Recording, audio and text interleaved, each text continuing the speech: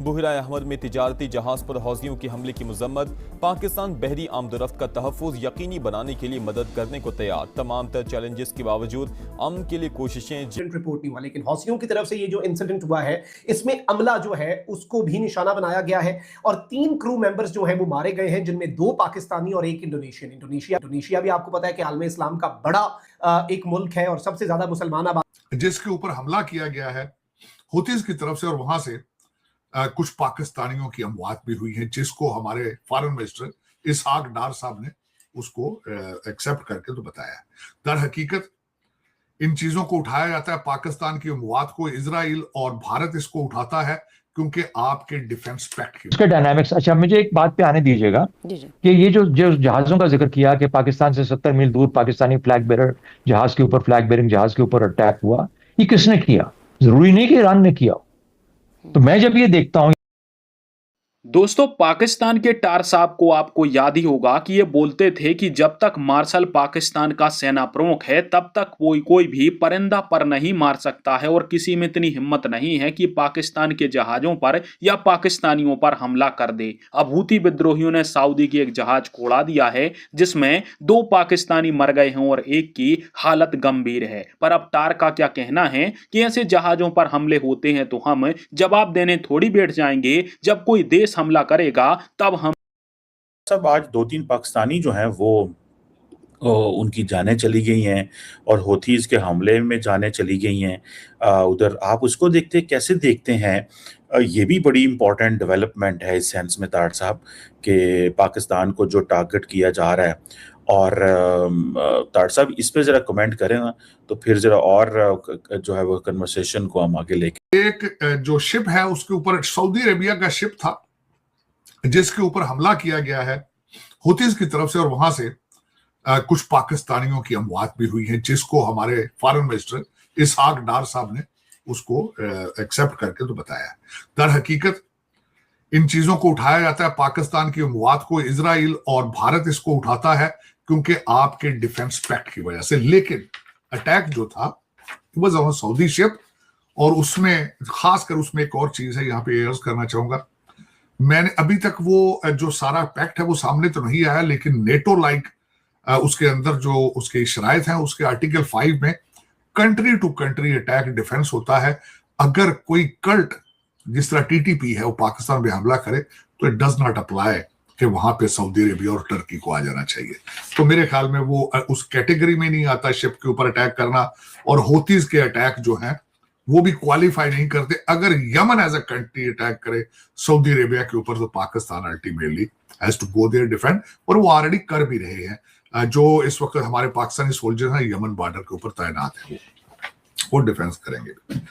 अब चीमा साहब, इस वक्त जो मैं आपको पहले अर्ज कर रहा था कि प्रेसिडेंट ट्रंप साहब ने कह दिया है कि लो की जाएंगे। हम लो की से मुराद ये है कि लोग ये भी बातें कर। सब आपकी तरफ आते हैं, बाबुल मंदिर से खलीजे ओमान तक ये जो आग फैलना शुरू हो गई है, आपको क्या लगता है मुसलसल बहरी हमले या किसी बड़े फैसले और फैसला कुन मार्के की तमहीद बन रहे हैं?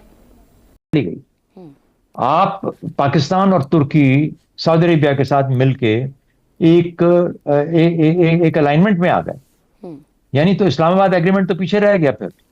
अब उसके डायनामिक्स। अच्छा, मुझे एक बात पे आने दीजिएगा कि ये जो जहाजों का जिक्र किया कि पाकिस्तान से 70 मील दूर पाकिस्तानी फ्लैग बेरर जहाज के ऊपर, फ्लैग बेरिंग जहाज के ऊपर अटैक हुआ, ये किसने किया? जरूरी नहीं कि ईरान ने किया। तो मैं जब ये देखता हूं ये तमाम चीजें, तो मुझे नहीं मालूम कि इस खत्ते में अभी और क्या चैप्टर्स लिखे जाएंगे। ये किताब है जिसका कि अभी सिर्फ शायद पहला चैप्टर भी अभी तक मुकम्मल नहीं हुआ। कितने और चैप्टर्स लिखे जाएंगे ये आने वाला वक्त बताएगा। इसलिए मेरा ख्याल है हम बहुत जल्दी फैसलों पे पहुंचने की बजाय अगर ये देख लें कि हम अपने तौर पर, एक मुल्क के तौर पर, अपने कंटेन्ड सेल्फ के अंदर रहते हुए कैसे मैनेज कर पाते हैं इन चेंजिंग डायनामिक्स को जो कि इस खत्ते में हो रही हैं, तो वो पाकिस्तान के हक में बेहतर होगा। वरना अगर ये फैलता गया इसका दायरा तो इस हद तक कॉम्प्लिकेट कर सकता है जिस तरीके से के अटैक्स हुए बाबल मंदेब, और ये इकट्ठे चलेंगे बाबल मंदेब और ये हुर्मुज है। बाबल मंदेब पे अगर लड़ाई होती है तो उसका असर हुर्मुज पे आएगा। हुर्मुज पे तो खत्म हो गई तकरीबन, अब लड़ने वाला ही वहां कोई नहीं है, तो इसलिए बाबल जो कुछ होगा बाबल मंदेब पे होगा। तो ये मुश्किलात ऐसी है कि इनको बहुत कट एंड ड्राइड चीजों के अंदर समोना और उनके ऊपर कोई अपना हतमी फैसला देना इम्पॉसिबल हो चुका है। बहुत ही तब्दीलियां इस वक्त की हो रही हैं और बनती जा रही हैं, और किताब के चैप्टर्स लिखे जा रहे हैं और चैप्टर्स खुले हुए हैं। अभी तक किताब अभी तक मुकम्मल नहीं। फ्यूचर के अंदर जो आर्मी बेसिस है मिडिल ईस्ट के अंदर, वहां पे टर्की और पाकिस्तान के फोर्सेस जाके कंट्रोल संभालती नजर आ रही है।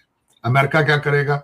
वहां पे टेक्नोलॉजी ऐसी रखेगा जिसका कंट्रोल वॉशिंगटन डीसी के पास हो, अमेरिका से हो, लेकिन वहां से प्रेशर डिक्रीज किया जाएगा, अपने सोल्जर्स निकाले जाएंगे आहिस्ता आहिस्ता। दूसरी बात मैंने एक आर्टिकल में पढ़ी है कि इस वक्त भी ब्लैक वाटर के जो इस वक्त उनके चीफ है, हेड है, he is in Dubai right now, he is in UAE, और 10,000 के करीब उनके जो मर्सनरीज हैं, उनके अपने ब्लैक वाटर के worker, they are in UAE right now. उनकी तादाद बढ़ाई जाएगी, अफ्रीका से नई भर्तियां की जाएंगी, और वो जो प्रिंस हैं उसके मालिक ब्लैक वाटर के, वो भी फ्यूचर के अंदर यहाँ पे की रोल अदा करते नजर आ रहे हैं। ये मैंने अगले दिन एक नए आर्टिकल के अंदर पढ़ा। नई चीज एक ईरान की तरफ से आई है कि मोहसिन रजाई साहब को नया सिक्योरिटी हेड बनाया गया है, और दूसरा मुस्तफा खामनाई की तरफ से 6 नई अपॉइंटमेंटें भी हुई हैं टॉप सिक्योरिटी की। अब 71 साल एज है मोहसिन रजाई साहब की, जो कि IRGC के साबिक कमांडर रहे हैं। इस एक जो तकर्री से एक चीज को जोड़ा जा सकता है कि IRGC इज इन कंट्रोल। तो सारे एक साथ हैं, 32 मुल्क हैं, वैसे 34 नहीं है, 32 है मेरे हिसाब से। तो आपका तो किसी के साथ बाउंड्री भी नहीं लगती। Saudis across the ocean, Turkey's across the other ocean, ठीक है। लेकिन सब कितने दिन लग जाएंगे?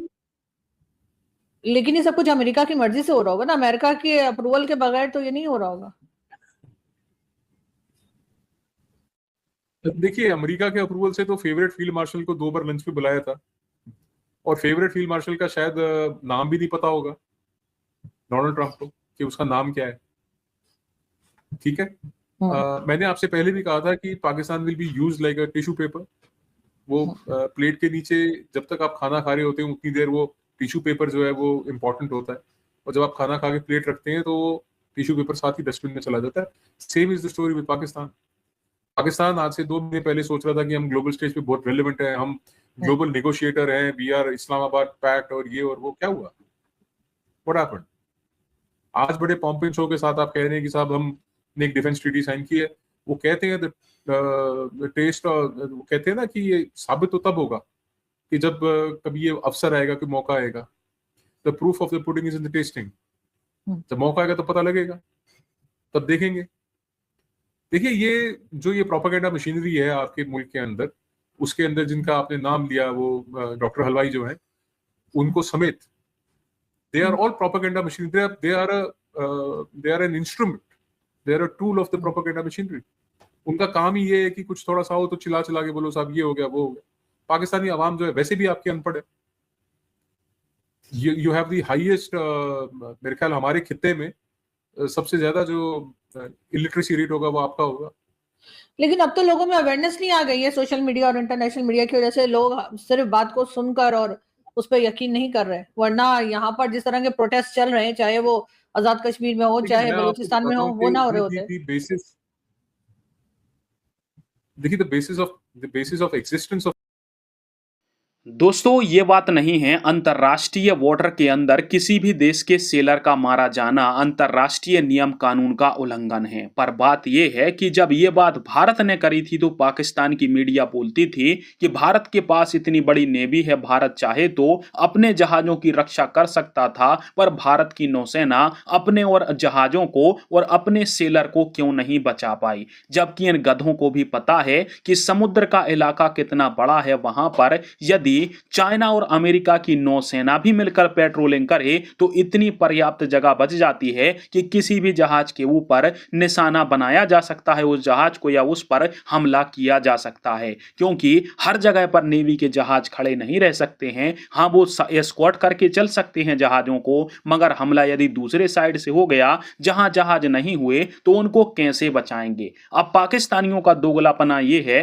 कि यही टार बोलता था कि जब तक मार्शल इस देश का सेनापति है, पाकिस्तान का कोई बाल बांका नहीं कर सकता है। सऊदी को भी ये बचा लेंगे क्योंकि इनके पास मार्शल जैसी तोप है। सऊदी के जहाजों की धज्जियां उड़ गई हैं, परसों सऊदी की 2 रिफाइनरियां उड़ा दी हैं और डिफेंस पैक्ट कब चालू होगा ये पता नहीं है। अब बात करते हैं कि पाकिस्तान पर हमला हो तो 2 पाकिस्तानियों को मार दिया है, अब जाकर हूथियों के ऊपर हमला कर दो तो ये बोलते हैं कि हमला हम तब करेंगे जब कोई देश हमारे ऊपर हमला करेगा। अरे गधों, यमन के जो देश वाले हैं वो खुद इन हूती विद्रोहियों से लड़ रहे हैं और यमन का जो देश है वो तुम पर फालतू में क्यों हमला करेगा, क्योंकि यमन की सरकार तो सऊदी के ही साथ है। असली दुश्मन तो हूती विद्रोही हैं, उनसे लड़ने की बजाय ये जाहिल लेक्चर देने लगते हैं।